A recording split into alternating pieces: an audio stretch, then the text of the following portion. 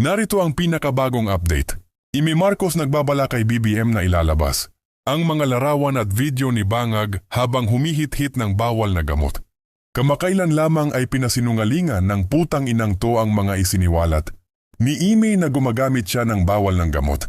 Pati itong kupal na ito na anak ni Bangag ay pinisinungalingan ang mga aligasyon ni Amy.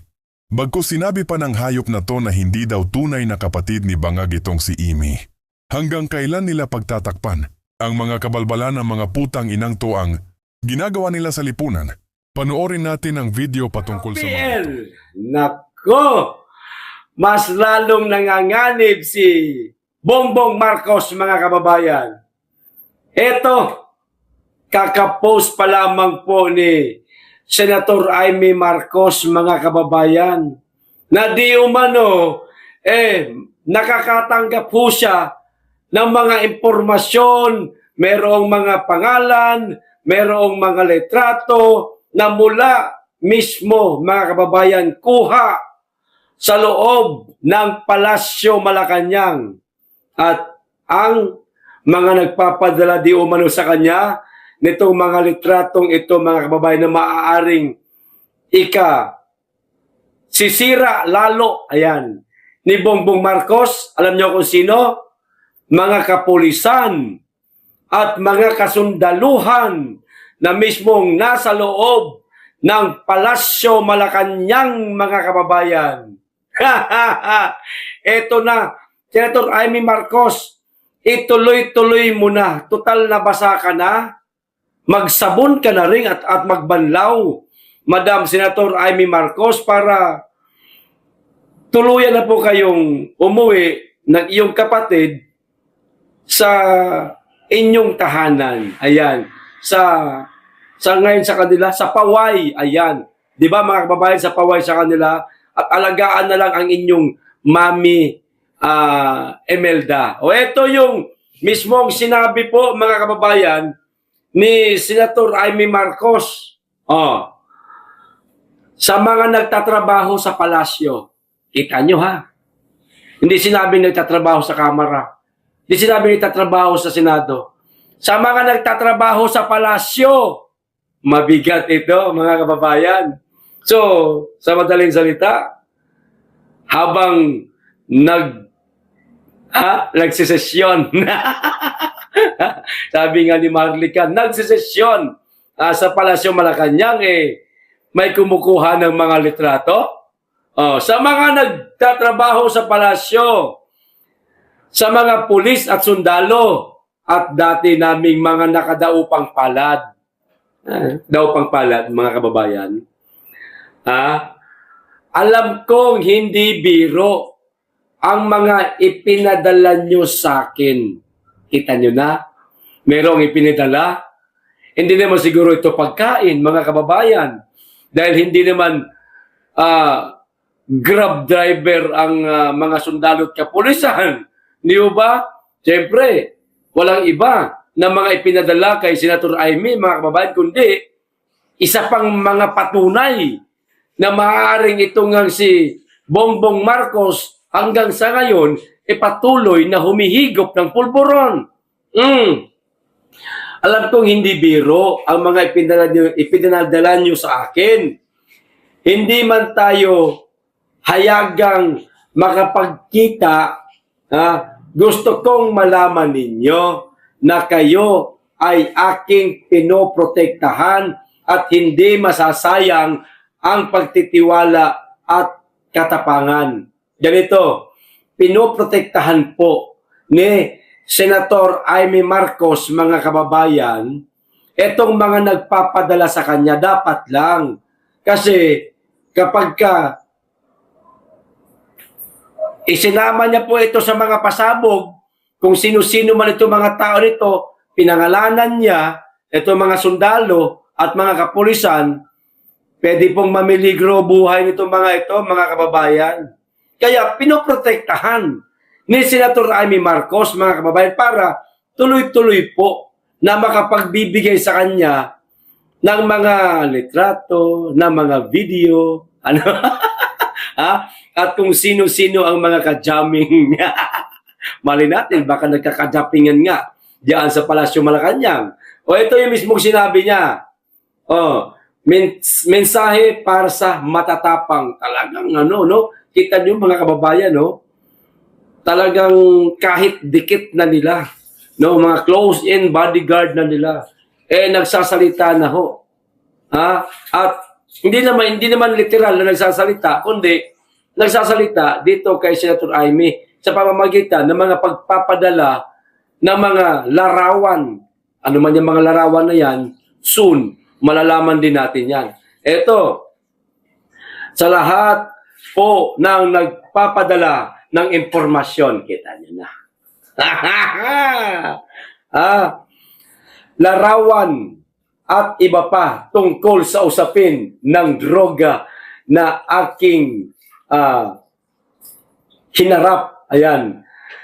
Tinanggap at gustong solusyonan para sa aking pamilya at ating bayan. Kita nyo na. Droga, mga kababayan, na kinalululungan ngayon ni President Bongbong Marcos na hinarap ni Senator Amy Marcos. So, impormasyon pala ito, mga kababayan, tungkol po sa usaping droga. Ayan. Tulad nga ng sinabi ko kanina, maaaring mga ipinadala kay Senator Amy Marcos, mga kababayan, yung habang nagsisinghutan sa Palasyo Malacanang. Ayan, nakuhanan. Maaaring merong bit-bit na mga suot-suot dyan sa mga botones nila na mga video, siyempre, tapos i-screenshot lang, ipapadala kay Amy. Baka may video na ring hawak ngayon si Senator Amy. At kalaunan, maaari niya po itong ilabas, mga kababayan, kung sakasakali na tuluyan siyang pakasuhan. Siyempre, halimbawa, ay pagpalagay kong ako si Amy Marcos, nagbunyag ako ng ganun, na ganun nga ang ginagawa ng presidente, gumagamit ng ipinagbabawal na gamot. At siyempre, hahanapan ka ng ebidensya. O di kaya, maaari kang kasuhan. Yun ang ilalabas niya. Yung mga ipinadala sa kanya ng mga kapulisan at kasundaluhan na maaaring nakuhanan nga itong possession na nangyayari sa loob ng Malacanang. Ligtas po ang inyong pagkakakilanlan. Ayan, okay? At tatanungin ko itong malaking utang na loob. Sa mga nais pang magbahagi, iingatan ko kayo. Ayan. Sa mga nakadikit dyan o nasa loob mismo ng Palasyo Malacanang, magbahagi na po kayo, mga madam at sir, ng inyong nalalaman. Hindi po pagbabahagi ninyo, ibig sabihin sinisiraan na ninyo ang kasalukuyang presidente. Hindi po ganun yun. Lalo ho tayong masisira.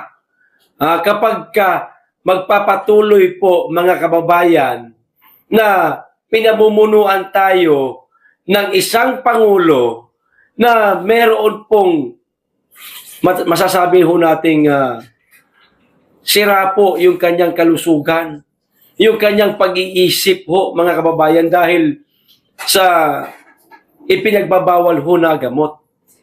Tulong po yun, ang tawag doon, mga kababayan, tulong, hindi po pagtatraidor, tumutulong lamang po kayo. Kanino? Unang-una, sa bayan. Sunod, sa taong bayan. Kung hindi man po kayo pinangalanan o hindi man po kayo papangalanan ni Senator Amy Marcos, dahil nilinaw niya naman na hindi niya kayo papangalanan, may tuturing po na kayo ay bayani. Ayan, dahil po sa inyong katapangan na magkuha ng mga larawan, magkuha ng mga video, at hindi biro yun, mga kababayan, hindi biro yun, yung maglalakas loob, itong mga nasa loob ng Palasyo Malacanang na mag-video habang mayroong ginagawang inuman man siguro, o kung mas higit pa sa inuman, at ipapadala kay Senator Amy Marcos, hindi biro yun. Pag nalaman ka, siguradong tigok ka. Pero meron pong talagang matatapang at nagmamahal sa bayan, which is ito ho yung mga nagpapadala kay Senator Amy Marcos ng mga larawan, pangalan, impormasyon, mga video pati. O sila yan, maituturing natin silang mga bayani, mga kababayan. Sana mga madam at sir, wag po kayo matakot, tuloy ho. Ibigay nyo lang po kay Senator Amy Marcos at siya na ang bahala. Ang magpasabog niyan. Nang sa ganon, mabit-bit niya na. Pauwi ng paway. Ang kanyang ading.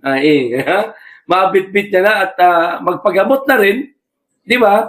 Para hindi masirang na tuluyan ang kanyang kalusugan. Buo ang kanilang pamilya. Ano ba lang naman yung kapirasong away na ito sa hindi man ito matuturing na away.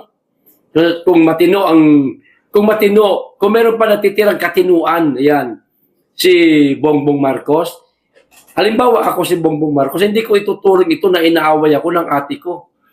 Kundi ituturing ko ito na pagmamahal sa akin kasi nagmamalasakit siya, ayaw niya na ako gumamit ng droga dahil masisira nga kalusugan ko. At maliban dyan, isa pa sa mga pinalagan ni Senator Amy Marcos, mga kababayan, walang iba, yaong sinabi niya sa INC rally na maging ang kanyang mga anak ay inaalok di umano nitong si Sandro Marcos at ni Lisa Marcos na suminghot na rin ng pulburon. Kaya pala, yung isang anak ba yun ni Senator Amy na nakikita ho natin yung video, meron pong video na kumakalat sa Facebook na ngumingiwi na rin yung yung panga, maaaring yun yung isa sa mga napag-alukan nitong mag-inang Sandro Marcos, mga kababayan. Maaaring isa yun. Kaya isa yan sa mga pinalaga ni Amy Marcos na huwag lalong malulong yung kanyang anak. Hindi na ho kasi maganda ang nangyayari Kasi parang parang salot na ito sa pamilya. Itong droga na umiikot ngayon sa pamilya Marcos. Salot ito kung maituturing, mga kababayan. Meron na nga isang pinsa na salot, si Tambalos. Tambalos, salot na nga yun. Lalong masisira ang mga Marcos nito. Lalo na alam natin na mga Marcos mga politician yan. Baka hindi na ho sila pagkatiwalaan maging ng kanilang mga kababayan sa Ilocos Norte kapag sila ay tumakbo sa halalan. Dahil sa kasiraan na nangyayari tungkol dito sa droga. Sana meron pang maglantad, mga kababayan, na mga men in uniform na matatapang, mga madam at sir, maituturing po kayo ng mga bayani. Yun lang. Ito pa, isa, mga kababayan, pag-usapan din po natin, itong tungkol naman po dito sa inilabas po na balita ng bilyonaryo. Ito ho ang naging tugon ni former Executive Secretary Lucas Bersamin, mga kababayan, sa napabalitang sisibat siya di umano o nag-resign siya. Ang lalim ho kasi nitong usapin na ito ito sabi niya hindi ako nag-resign. So, kung hindi siya nag-resign, mga kababayan, tinanggal siya. Pinutbol, ika nga, pinatalsik.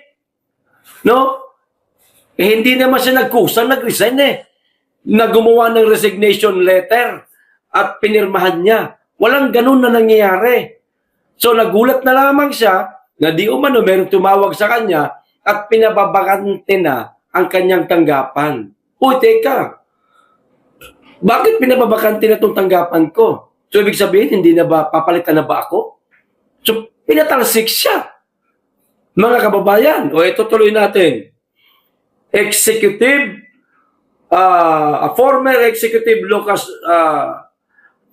Former Executive Secretary Lucas Bersamin disputes Malacanang statements on Monday that he resigned out of delicadeza. Ayan. Masarap pakinggan yung out of delicadeza, pero hindi totoo yan. Hindi ako nag-resign. Bersamin told reporters, mga kababayan. So, hindi siya nag-resign. Lucas Bersamin. Dahil pinatalsik po kayo, sir, sa inyong tanggapan, maaaring meron silang ipapalit sa'yo na mas masunurin pa sa'yo. O di kaya naman, baka tinanggal ka talaga nila dahil sinusungag mo na sila. Ano ba tawag sa Tagalog sinusungag? Yung kinakalaban mo na sila o hindi mo na nagugustuhan yung mga ginagawa nila. Dalawa lang yan eh. Maring nariyan lang sa dalawa na yan. O di kaya, nilalabanan mo na sila.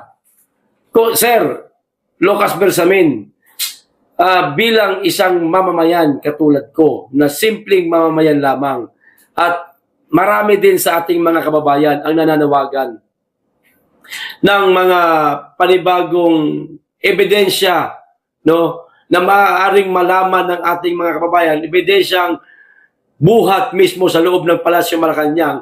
Baka maaari po na baka meron po kayo nalalaman na maaari po ninyong ilantad, sir.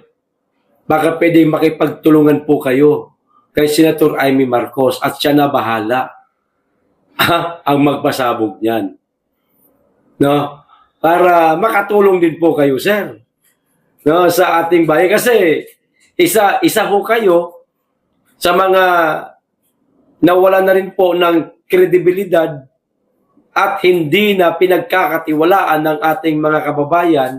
Nakakahiya ho yan sa'yo, sir. At higit sa lahat, madadamay po dyan ang inyong mga mahal sa buhay. Ikanta nyo na rin po, sir. Sana kumanta na rin po kayo. Makipagtulungan po kayo, sir. Para matapos na po itong problemang tungkol po sa corruption at higit sa lahat, itong ipinasabog ni Amy Marcos na pagdodroga ng kanyang kapatid. O ngayon, ito pa isa mga kababayan, tuluyan na po na umalis o nag-resign si Mo GD sa pagka-speaker ng House of Representatives, mga kababayan. Ito po, may video, taglit lang, igaganon ko lang para hindi po tayo mag-copyright. O ito ho. Kasunod ng cabinet shake-up sa Malacanang, usaping kudeta naman na ang lumutang sa Kamara. Hila. Sino kaya ang nilulutong papalit kay 2-month-old House Speaker Boji D? Narito ang agenda report. Papalit, mga kababayan. So, ibig sabihin, tuluyan na nga nag-resign, mga kababayan, si Boji D. So, sa ngayon pa lang, nag-iisip na sila o meron nang niluluto maaari dyan sa Kamara kung sino man ang ipapalit kay Boji D. Dahil nga, wala na nga nag-resign na nga siya eh. So, sino ngayon ang papalit, mga kababayan? Yun ang tanong ko eh. Alam na natin yan, maaaring marami sa inyo nakakaalam na nag-resign na itong mama na ito. Pero sino ang ipapalit? Sino ba ang majority floor leader ngayon, mga kababayan? Si Sandro Marcos, di ho ba? Papayag ho ba tayo na si Sandro Marcos ang papalit o magiging speaker ng House of Representatives? Ako hindi ako papayag. Masyadong malapit po sa kaldero, mga kababayan eh. Yung ama, presidente. Yung anak, speaker ng Kamara. Nako, kung noon nga, yung pinsan lang ang nakaupo, nakamaneho nga yung pinsan eh. Namaniobra nga eh. Mga kababayan, yung kaba ng bayan eh. Lagpas-lagpas, sobra-sobrang pondo nga. At napakaraming insertion ang naganap. Mas lalo na kapag ka itong anak mismo ng presidente ang maging Speaker of the House, hindi maaari yan. Kung sa batas pwede, pero dahil nga sa nasira na po yung kanilang kredibilidad, gawa nitong napakalalang korupsyon at higit sa lahat, drug addict di umano yung ating presidente, marami hong hindi papayag yan, mga kababayan. Ngayon, kung sino man ang susunod dito kay Boji D bilang Speaker of the House, ang tanong, Matitigil na ba ang korupsyon? Palagay ko, hindi pa rin. Mga kababayan, hindi pa rin po matitigil hanggat meron pa rin pong mastermind. Lilinawin ko, wala akong binanggit na pangalan kung sinong mastermind, ha? Wala akong binanggit, ha? Hanggat meron pa rin mastermind, hindi pa rin po matitigil ang korupsyon, mga kababayan. Kasi si mastermind, maaari pong tumawag yan. Kanino? Sa bagong papalit na magiging speaker ng Kamara at sabihin na, eto gawin mong budget, dagdagan mo, hati tayo. Baguhin naman natin, wag mo na ilagay sa maleta, kundi ilagay mo naman na sa plastic ng basura. Adi ho ba, mga kababayan? Si Ralph Recto, nanumpa na ho. Oath-taking bilang bagong executive secretary. Nanumpa si Ralph Recto bilang bagong executive secretary sa harap ni President Bongbong Marcos ngayong Miyerkules, Nobyembre 19. Papalitan niya sa pwesto si Lucas Bersamin. Maliwanag. Okay? Pero sa ngayon, mga kababayan, wala pa tayo natatanggap ng mga balita na meron ng bagong Speaker of the House, mag-aantabay ho tayo. No? Kung meron na ba? Kung meron na, pasensya na, hindi ko alam siguro. Kung meron na, ako, maaring wala pa ako nasagap na balita. Mag-antabay na lang po tayo kung sino po ang susunod kay Boji D, mga kababayan. Ano ho? Yun. Di ba? Pero ito, balikan na po natin yung mga sinabi ni Senator Amy Marcos, mga kababayan, tungkol po doon sa pasabog niya sa kapatid niya. Yung tungkol po doon sa pasabog na kapatid niya na nagdodroga di umano.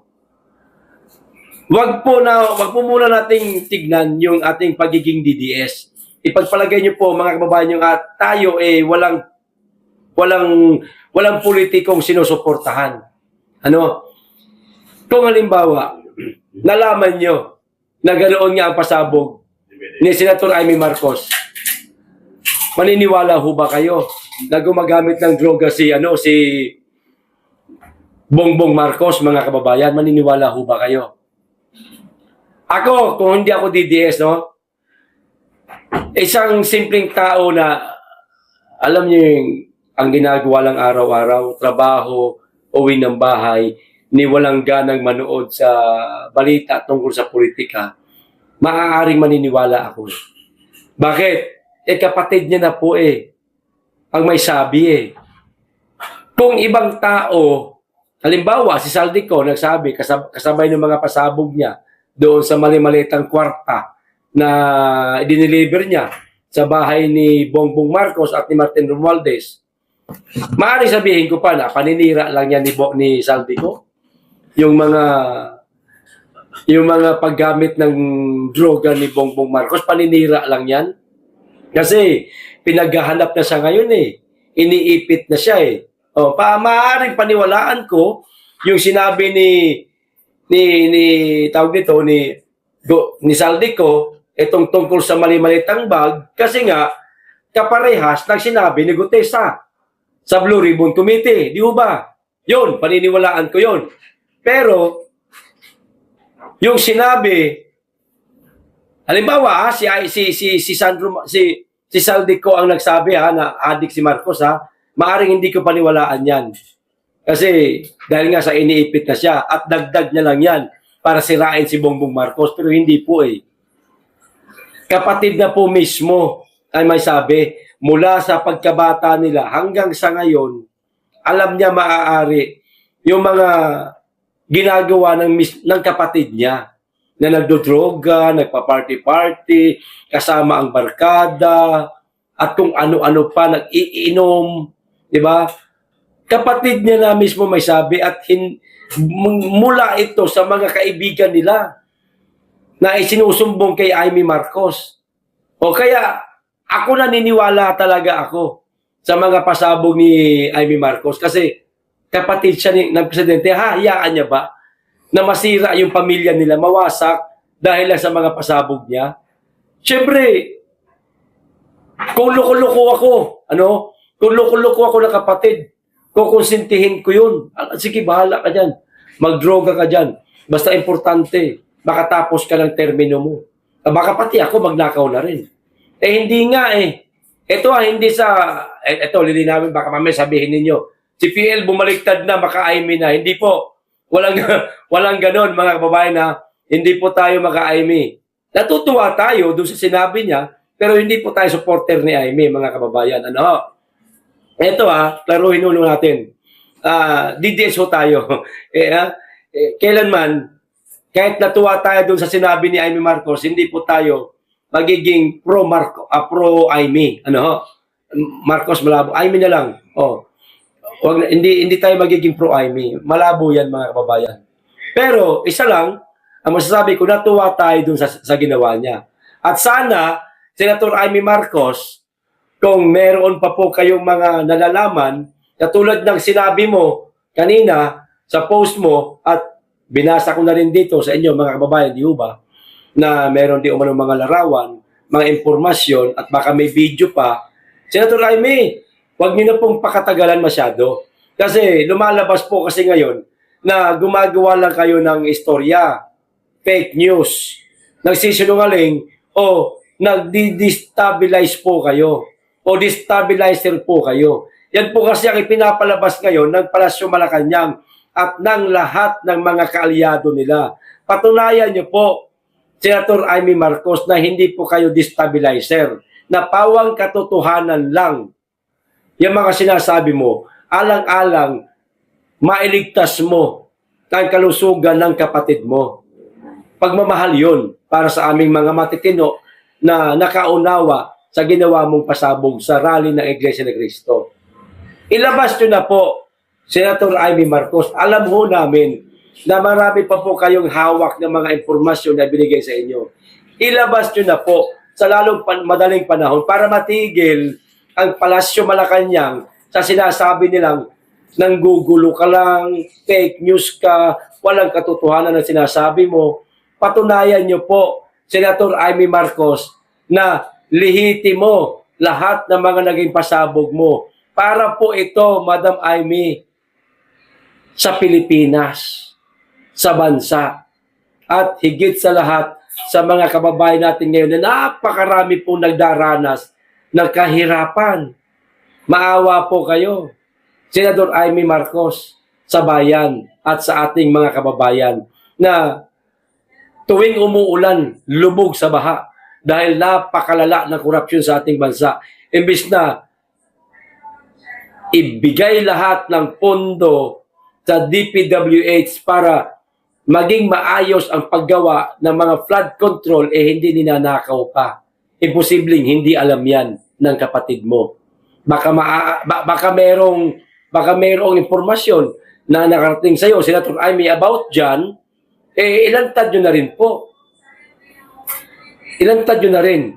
Pero kulang ho yung mga pasabog nyo, Senator Amy Marcos, nakukulangan kami. Bakit? Verbal lang po Verbal lang. Dapat meron po kayo pinapakitang ebidensya. No? Para mas kapanipaniwala talaga mga litrato, video. At higit sa lahat, yung pinsan mo na isa sa mga nagpasasa sa Kabanang Bayan. Baka meron kayong impormasyon na mga natanggap tungkol sa mga pagnanakaw nila. Ilantad nyo na rin po, Senator Amy Marcos. Idawit mo na yung pinsan mo. Alam kong galit na galit ka dyan. Tuluyan mo na para lumayas na rin ang bansa. Pero sana naman, ngayon pa lang, maglabas na ng hold departure order para hindi na siya makalabas ng bansa. Mapanagutan niya yung mga kasalanang nagawa niya sa sambayan ng Pilipino at sa ating bansa. Kasi napakaraming naging apektado talaga niyan. No? Senator Amy, aasahan po namin, madam. No? Aasahan po namin na sa lalong madaling panahon, huwag na po kayong magdalawang isip na ilantad yung mga impormasyon na nakarating po sa inyo, na ibinigay po sa inyo mismo ng mga kapulisan at kasundaluhan na nasa loob ng Palasyo Malacanang. Aasahan namin yan, Senator Amy Marcos. Huwag niyo pong bibiguin ang taong bayan. Ibigay niyo na po. Ilabas niyo na po. Kaya sigaw natin, mga kababayan ko na makapanood itong video na ito. Hashtag Amy Marcos, ilabas ang video at letrato ng Polboronic Session.